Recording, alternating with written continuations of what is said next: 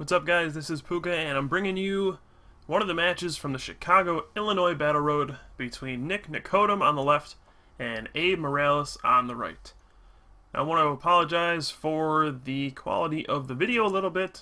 There was not a great lighting situation, which resulted in somewhat suboptimal visual experience for everybody, but it should be good enough. You can tell what's what. And if you can't, I'll guide you along here. Now, this will be, believe it or not, a Zekrom Eelektrik mirror match. You wouldn't be able to tell by the two starting Pokemon, but yeah, it's a mirror match. The only difference between the decks, besides Abe's Virizion, is that Nick plays Rayquaza and Abe does not. So Abe will be playing the more traditional Eelektrik Zekrom Mewtwo variant with, I think he plays Thundurus as well. And Nick will be using the more modern version where you play the Rayquaza EX, which can use Dragon Burst to do a ton of damage, and whatever else he might have fit into his deck. So right off the bat, Abe does start with his Virizion. This is a card he included in his deck to just kind of aid with setting up. Sometimes in this format, you just don't have the cards you need in your opening hand, but you might have like an Ultra Ball.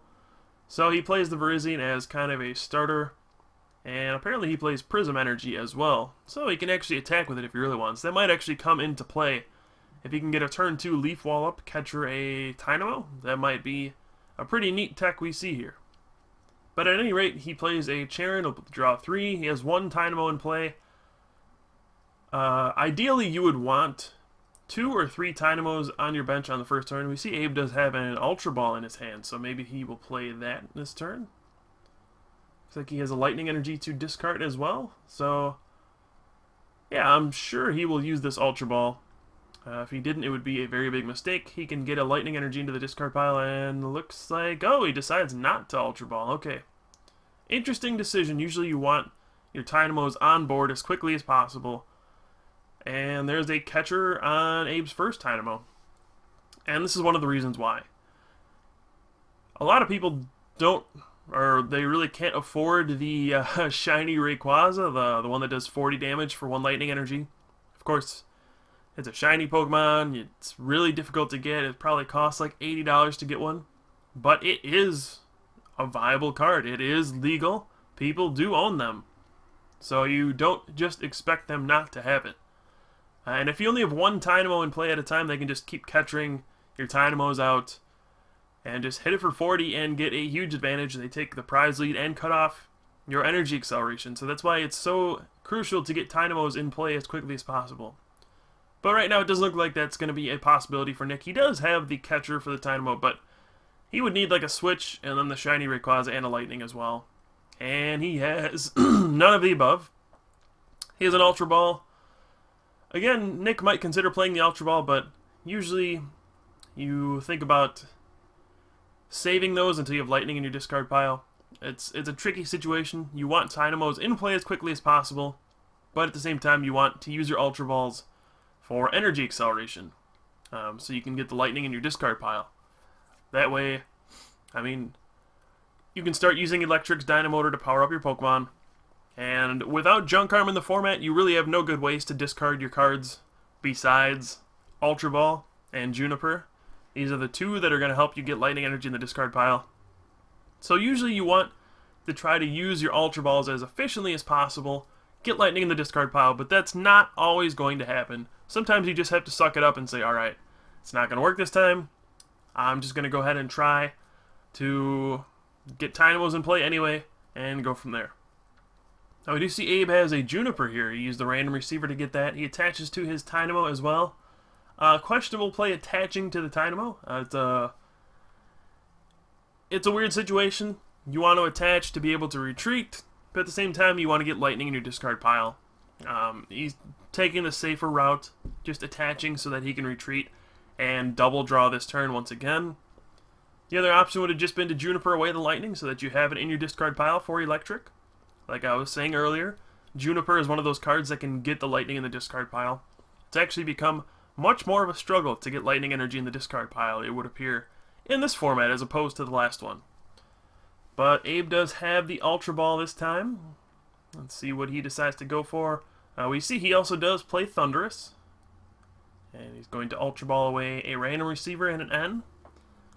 Now basically he's discarding 2 supporters there. The random receiver obviously is not a supporter, but it fetches you a supporter. So we'll see if Abe fizzles out at any point. That's a big concern in this format. You don't have too many draw options available. You know, in the previous format we had like Oak's New Theory and Juniper and Smeargle at our disposal. But nowadays, all you got is Juniper and N, and then maybe Bianca and Charon. They're not the strongest supporters out there, and there's no real support Pokemon like Smeargle to kind of get you through the rest of the game. You know, there's going to be a couple turns where you probably miss supporters. That's just how the format is shaping up right now. There's just only those like 4 draw supporters to choose from. If you don't draw another supporter with the one you just played, you're going to be stuck there for a while. Cards like Magnezone Prime, Smeargle, I don't know, Noctowl, they're all a thing of the past. Not that Noctowl ever saw any play, really, but yeah, I guess the point I'm getting at is support Pokemon just don't really exist in this format. You have Musharna, but that's a big 2-retreater on your bench that you don't want to deal with. So this format is going to be a struggle of, can we get good hands consistently? Can we get them throughout the game? Your opponent's going to be playing N, trying to disrupt you. So it feels like there's a lot more emphasis on the luck of the draw aspect in this format as opposed to previous ones, but it's the beginning of a new season. We don't know what's going to happen, so it's probably too quick to judge. Now, Abe did just retreat to Virizion, and it's starting to pay off, you know. The Virizion looks a little weird. It probably doesn't always work like this, but it looks like it's paying off here. I mean, he's gotten to draw a couple more cards, help his setup a little bit. We do see a random receiver here from Nick. He does have a Juniper in his hand already, so this is kind of a risk you take with random receiver. He did get the second Juniper off of the random receiver. Sometimes you just say, you know what, there's a chance I can get another Juniper off this random receiver. Maybe I don't want to play it. I could get an N, but I could get a Juniper as well. So maybe you just kind of suck it up, discard whatever's in your hand, and go for it. You're going to have to discard some resources, I'm sure. But at the end of the day, it's better than discarding a second Juniper, because this is the one card that is the powerful draw card in this format. Juniper is the card that refills your hand better than anything else. And it's the one card you want to draw at the end of the game when your opponent plays N. Bianca is also good at the end of the game, but Juniper by far is the best that you can draw when your opponent ends you down to 3, 2, 1 cards. There's just nothing better, and I don't know how else to put it, but losing 2 Junipers is going to be painful, but that's also going to be a major reality in this format, because Juniper, you're going to draw 2 of them sometimes, and you can't do anything but discard 2 if you have another one in your hand. So now Nick, he's going to Ultra Ball, and here is kind of why it's looking like you should have used the Ultra Ball the previous turn. You just need Tynamos in play. He could have saved that Eelektrik and actually evolved the Tynamo this turn if he had Ultra Balled the previous turn, but instead he was trying to wait and, you know, wait for a Lightning Energy to discard so he didn't have to get rid of some resources. I think that's one of the major parts of this format that people are going to have to adapt to. It's very scary that you have to discard resources now that Junk Arm is gone, but you just kind of have to live with it because there's no other options, and sometimes it's just better to get set up quickly rather than, you know, sitting there doing nothing. Now, Nick actually grabbed an Eelektrik with his Ultra Ball. I don't know if that was an accident or not. He did not play a supporter that turn.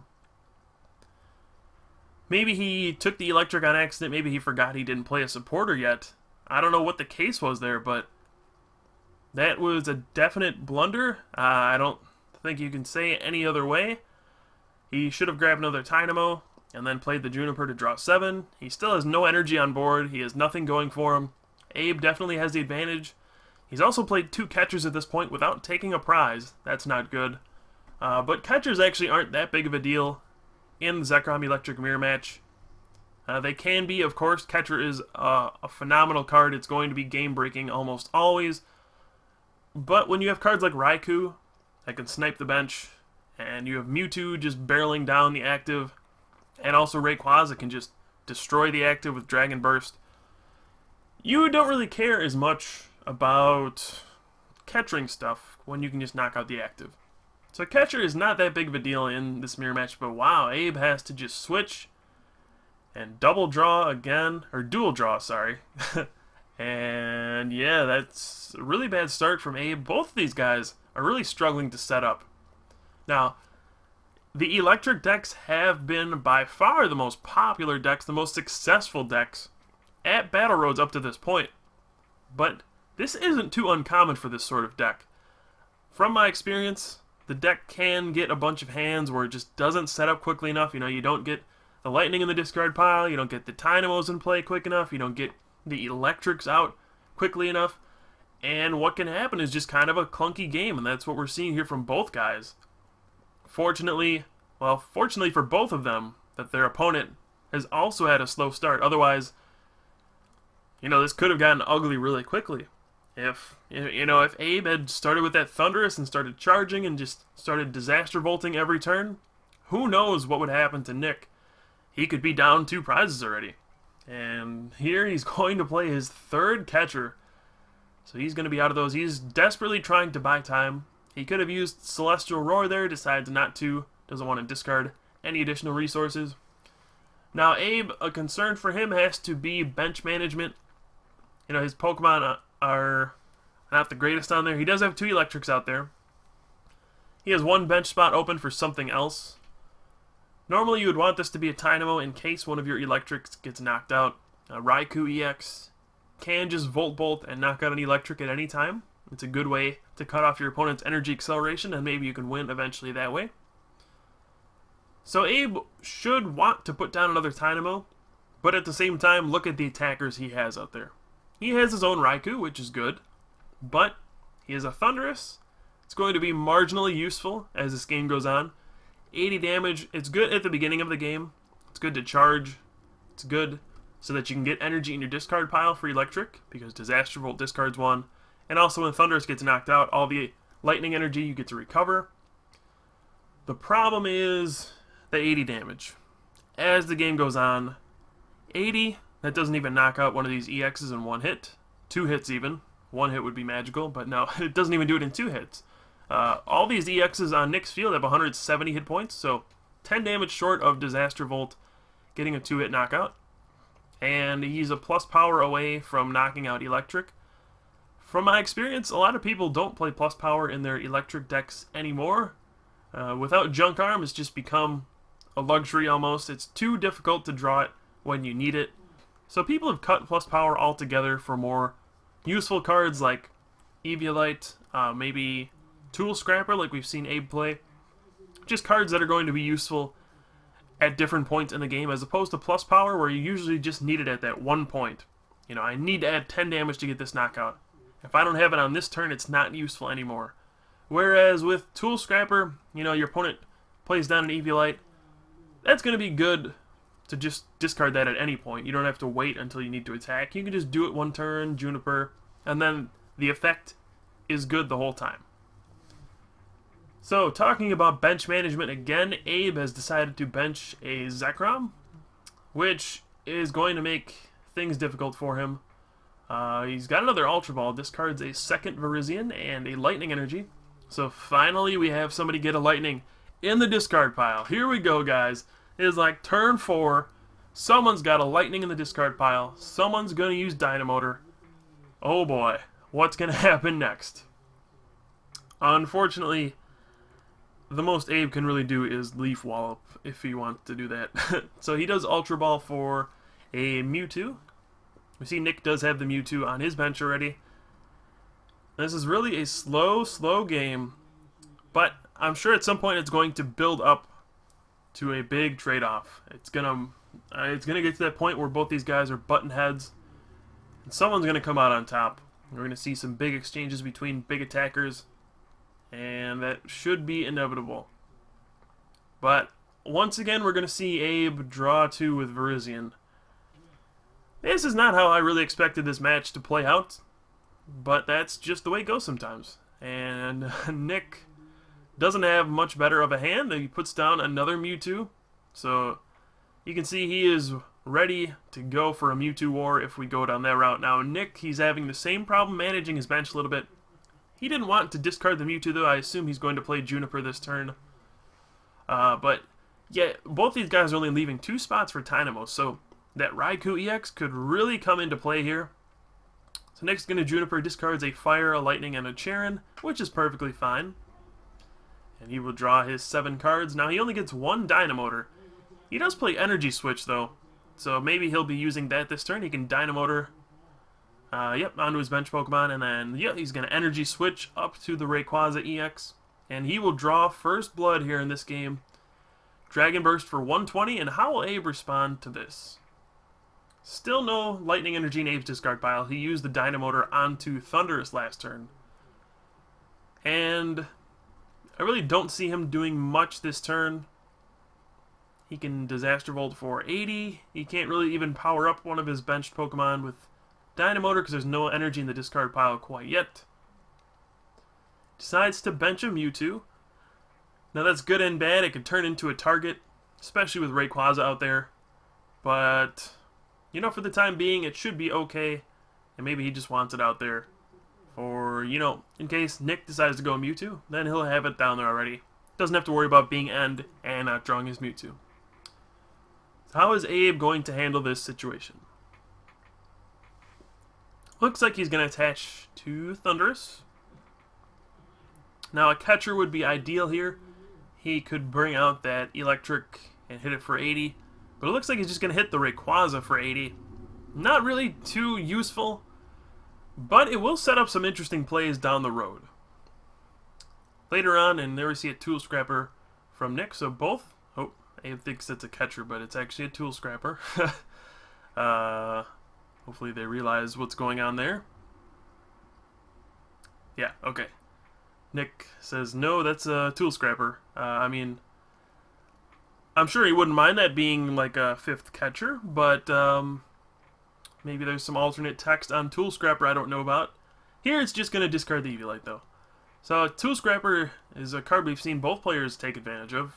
That just speaks volumes on how devastating Eviolite is, that people will go out of their way to play 2 cards in their deck, 2 Tool Scrappers, that's usually how many we see, just to get rid of an Eviolite, just to prevent that minus 20 damage, which is remarkable, actually.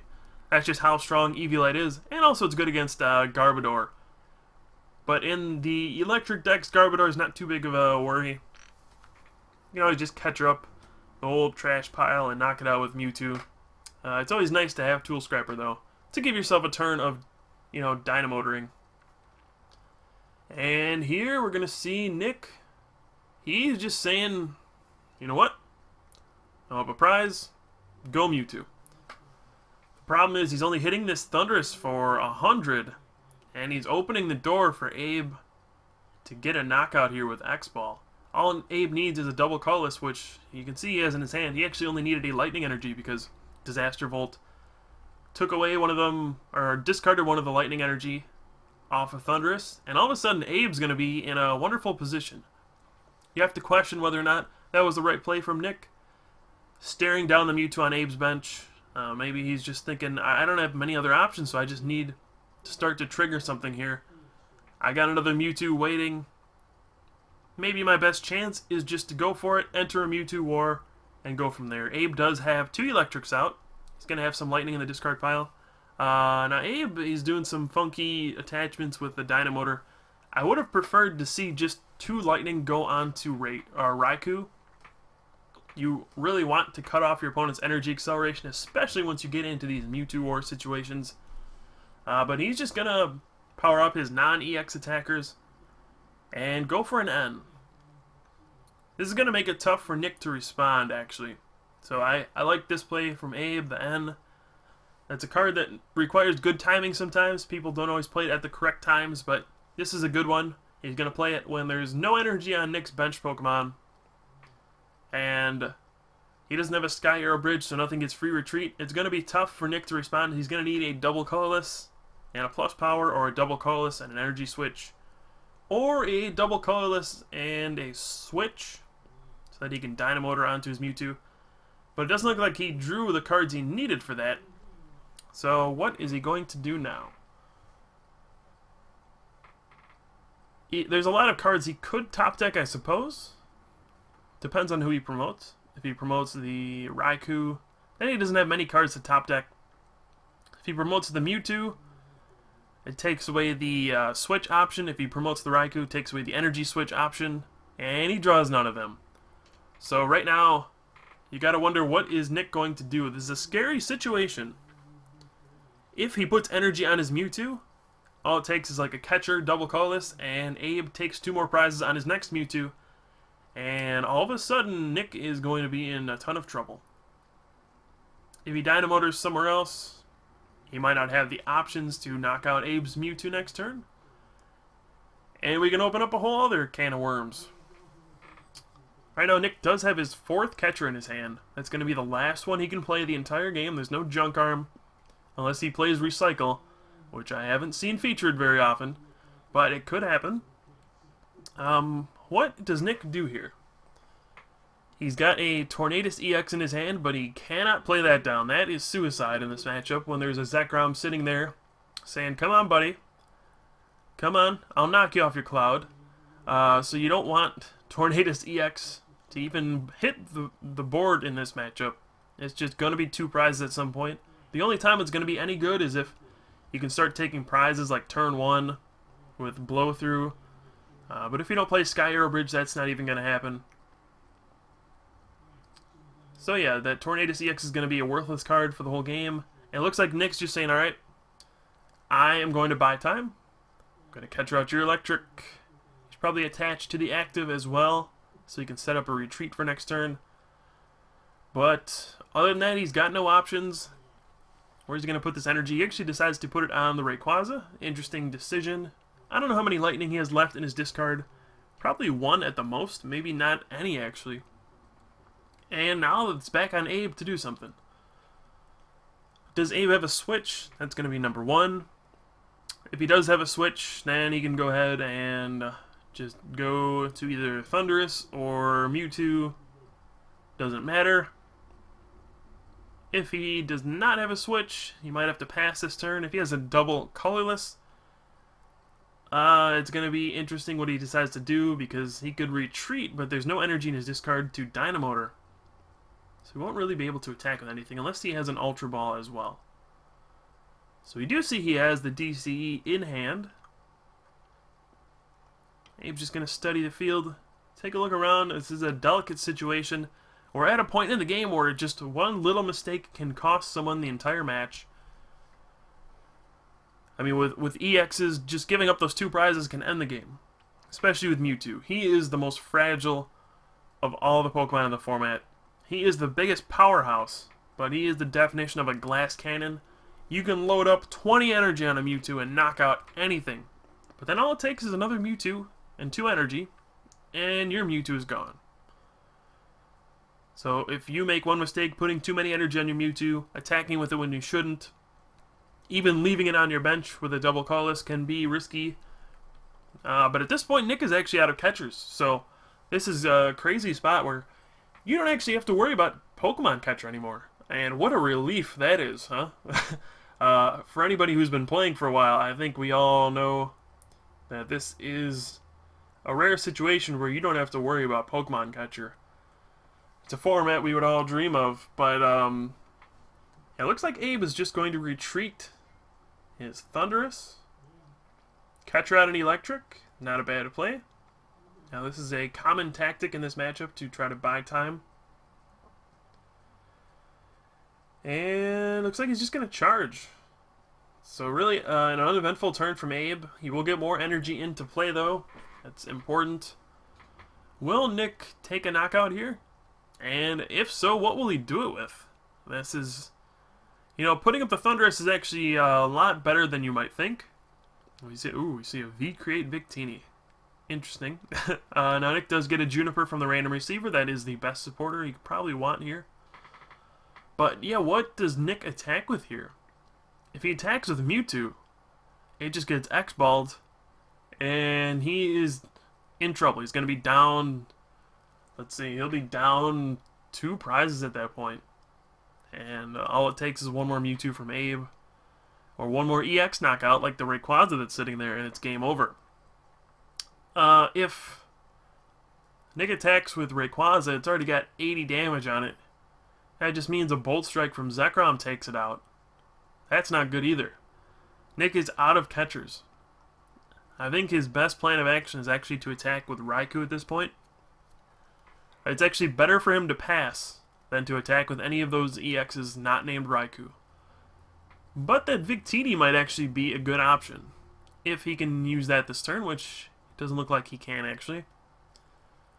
Go figure, the Victini, the V-Create for 100. Nik told me that he plays it for Registeel EX, since he's already playing Fire Energy for Rayquaza. It's kind of a neat addition to the deck. Registeel EX's triple laser is a pain in the butt for anybody who ever used Eelektrik. I mean, it's just devastating. It just takes 3 triple lasers and all of your Electrics are gone. So Nik got tired of that and he said, nope, I am using my my Victini. It can do 200 to Registeel in 1 hit, and we'll take care of that. It only takes 2 energy. So Nik, he's chosen the best route here. He's going to attack with Raikou. He's just going to Thunder Fang for the knockout. Now what does Abe do here?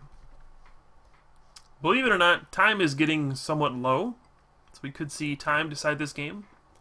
It feels like a game that's going to be over very shortly though, like within 2 or 3 turns. There are just too many EXs here, fully powered up, for this not to end in a couple turns. You know, the only way that's going to happen is if someone gets stuck active with a Raikou EX. So speaking of that, I think if Abe has a catcher this turn, his best option might be to catcher out Nik's Eelektrik and then just go ahead and Dynamotor onto Raikou. But it looks like he's going a different route. He's going to power up his Mewtwo. I don't really agree with this play at all. He should just be powering up his Raikou, because there's that Rayquaza on the bench already. He gets the big catcher on Nik's Mewtwo, so he's going to be able to X-Ball. It's almost like that Raikou on Abe's bench is invisible. I don't know why he's not trying to use it. All it would take is 1 Volt Bolt now. Abe is down at 2 prizes. He would knock out the Rayquaza EX, and it would be game over. So really confusing why Abe just didn't use that turn. Attach 2 energy with Dynamotor to the Raikou. It uses attachment on the Raikou. Next turn, all he has to do is bam, Volt Bolt, good game. Unless Nik drops a max potion, or I believe a regular potion as well would help, but if he doesn't have any of those, Abe wins. Even if he does, Volt Bolt knocking out an Eelektrik is a huge play as well.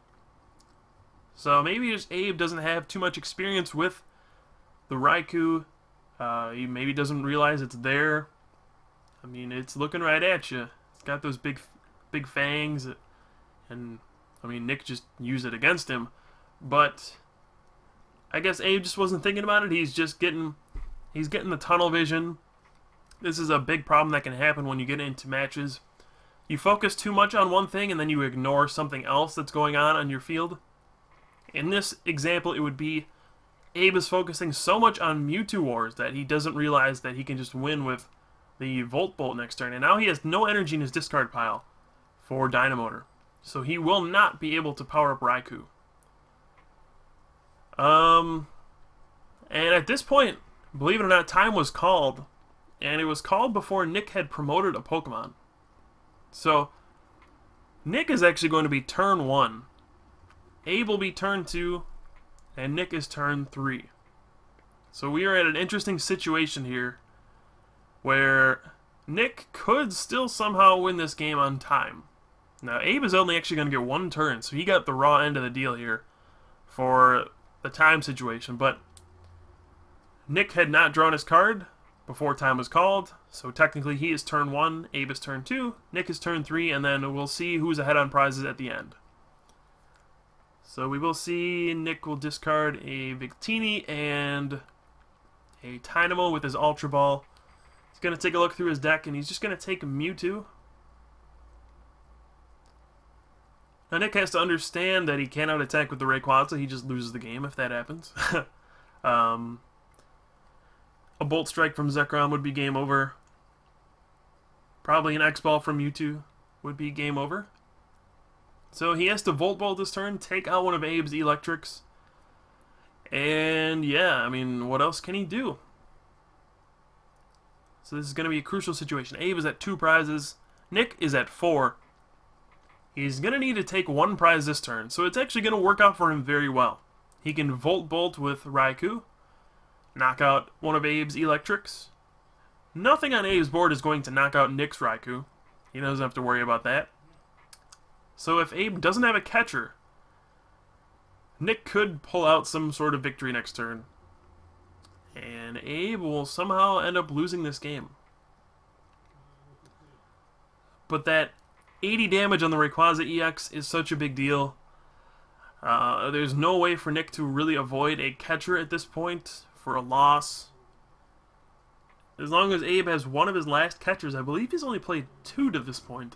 I can't remember exactly.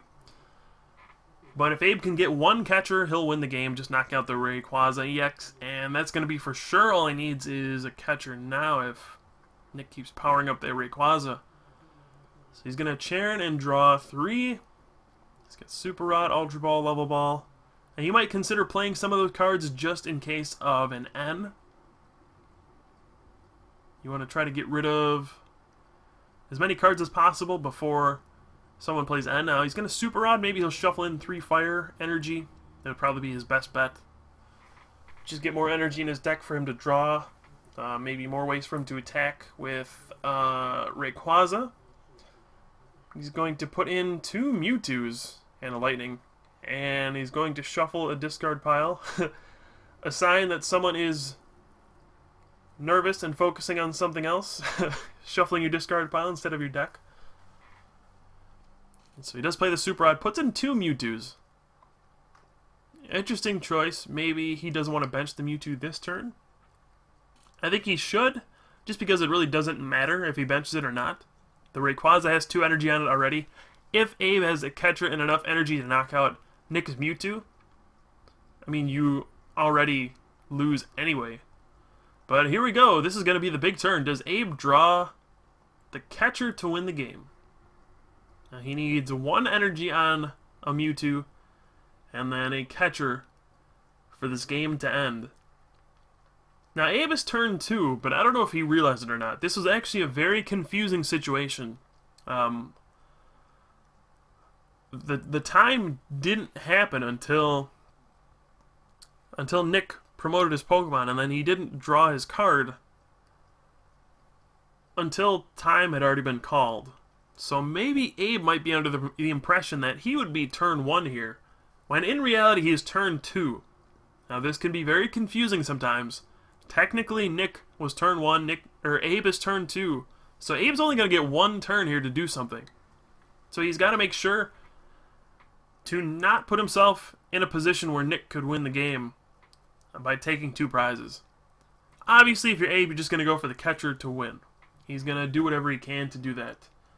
But, I mean, he's going to play Super Rod. Now, that's probably a poor decision. If you're going to dig for that Pokemon catcher, you want to have as few cards as possible that are not Pokemon catchers. So he's putting in 3 cards that he does not want to draw. That was a big mistake by Abe. You don't need to Super Rod any of those cards in. You're not going to be using any of them from here on out. This is a game that's going to be over in a turn, one way or the other.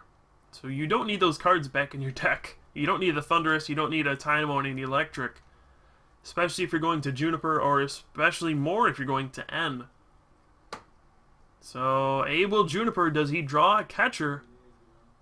Here we go. Here is 7 cards.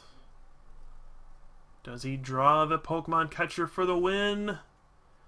No. Wow. So Abe misses the catcher. Alright. So this is where the time situation is going to get a little funky. If Abe knows he's turn 2, and knows that Nik has no catchers left, he should just retreat to Zekrom and Outrage for 20. There's no way for Nik to take 2 prizes then.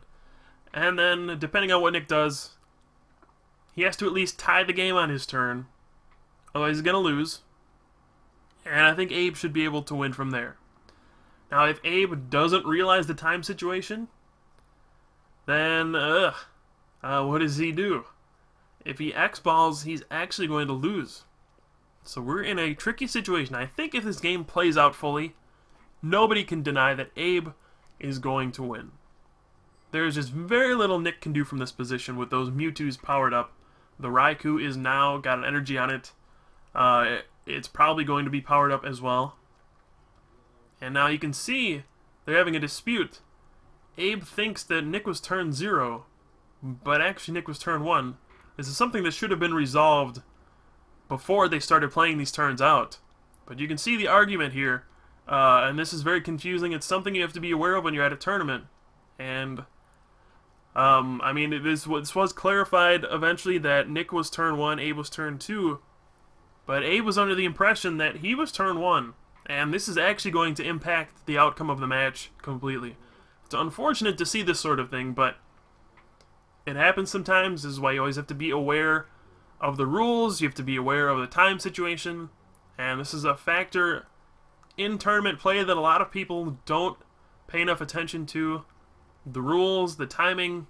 You know, this isn't a normal game of Pokemon where all your win conditions are benching your opponent out, taking all your prizes, or your opponent decks out. There is another win condition in tournament play, and that is winning on time, being ahead on prizes when the game is over, or when time is called, when the +3 turns are done. And unfortunately for Abe, there was a miscommunication. He's on the wrong end of time here, and you know, Nik, now he's got all the cards to win. He's going to attach to the Raikou. He's got 2 Eelektriks. He's going to Dynamotor to his Mewtwo and retreat an X-Ball. And that's going to be the game. Abe took this very well. It was an unfortunate situation, but he is a good sport about it. Didn't put up a fuss. And he understands, alright, I can't really argue this. I was mistaken on which turn of time I was. And I lose because of it. Not a good situation. I'm sure Nik doesn't feel great about that kind of a win. But the rules are the rules. And that is going to take care of this round 4 match between Nik Nikodem and Abe Morales. And Nik will end up winning, and he will be 4-0 after this round, and Abe will be 3-1. So that was a really close mirror match, some interesting stuff going on. Slow at the start, controversial finish, but in the end, Nik is the winner, and he will move on to 4-0 here at the Chicago, Illinois Battle Road. So thanks guys for watching. We'll be back with round 5 and round 6 from this tournament as well. So stay tuned, we'll have more. I've been Pooka from the Top Cut. I'll see you guys for the next one.